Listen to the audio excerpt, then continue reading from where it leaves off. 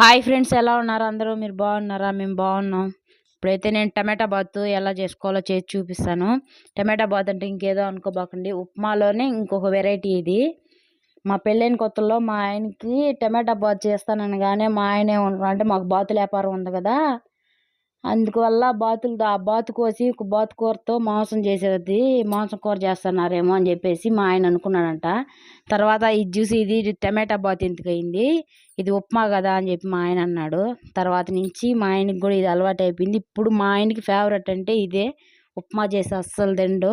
ఇది నెల్లూరు సైడ్ ఎక్కువ చేసుకొని తింటుంటారు.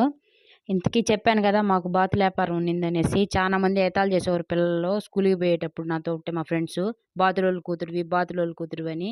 నేను చెప్పేదాన్ని, మా నాన్న 10 మందికి పని ఇస్తాడు కానీ మా నాన్న ఒకరి కింద పని చేయడు అని చెప్పేసి గొప్పగా చెప్పుకునేదాన్ని. ఎవరి పని వాళ్ళకి గొప్ప కదా. సరే, మీరైతే లైక్ చేయండి, సబ్స్క్రైబ్